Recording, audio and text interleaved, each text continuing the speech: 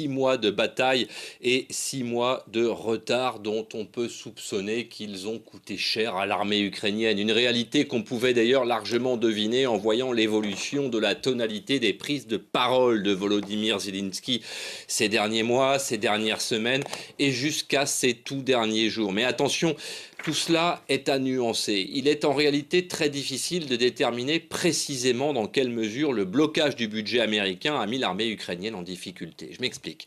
Le blocage du budget est une décision politique des républicains pour exercer une pression sur l'administration de Joe Biden.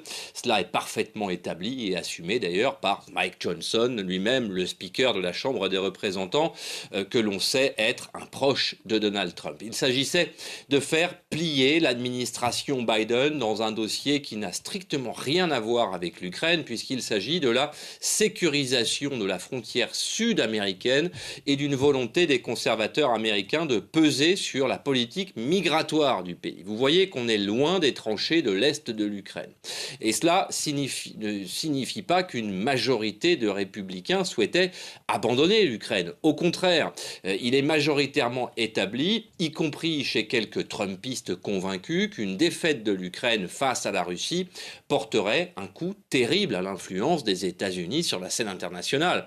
Et c'est donc pour cette raison qu'en réalité, les États-Unis n'ont jamais réellement cessé d'alimenter l'armée ukrainienne en armes et en munitions. On peut envisager qu'il y a bien eu un fléchissement dans les chaînes d'approvisionnement, mais certainement pas une interruption. Et pour contourner les contraintes budgétaires imposées par le Congrès américain, Joe Biden n'a eu qu'à donner un ordre au Pentagone, celui de puiser dans les stocks stratégiques de l'armée des États-Unis, et c'est clairement ce qui s'est passé.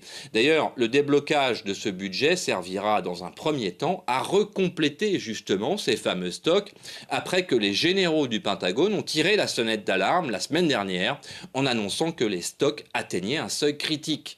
C'est d'ailleurs clairement ce qui a été déterminant dans la décision des parlementaires, et y compris des plus radicaux, de mettre un terme au blocage. Et sur le terrain, Mathieu, les livraisons d'armes, elles sont quasi prêtes. Concrètement, est-ce que cette aide peut apporter à Kiev un changement, une inversion du rapport de force face à Moscou ?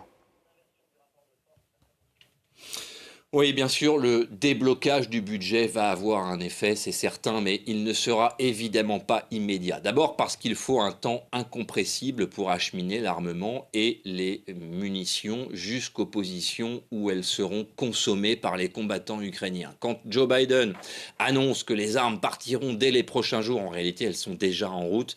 Et encore une fois, ce flot logistique n'a jamais été réellement interrompu. Ensuite, parce que ce budget conséquent permet le déblocage de programmes d'armement, cette fois, qui ne peuvent pas être mis en œuvre d'un jour à l'autre. On pense ici notamment à l'achat sur étagère, c'est comme ça qu'on dit, et en masse de drones de petite taille qui, une fois livrés, devront être légèrement modifiés par les techniciens de l'armée ukrainienne et surtout alourdis de charges explosives. Ce sont ces équipements directement issus de l'expérience des combattants ukrainiens qui font aujourd'hui le plus de dégâts, cette fois dans les rangs de l'armée russe, puisque le Pentagone l'a confirmé récemment, a confirmé le fait que 80% des véhicules de combat et de transport des armées de Moscou et qui sont détruits en Ukraine le sont en réalité par ces engins pyrotechniques téléopérés et de fortune.